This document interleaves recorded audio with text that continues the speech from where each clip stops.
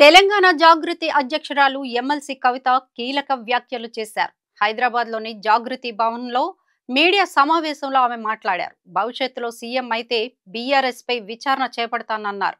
ప్రతి ఒక్కరికి టైం వస్తుందని, నాకు ఎప్పుడో ఒకసారి సమయం వస్తుందన్నారు.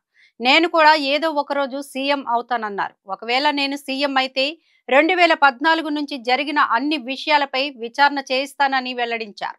నాపై ఆరోపణలు చేసిన వారికి లీగల్ నోటీసులు పంపనున్నట్లు పేర్కొన్నారు.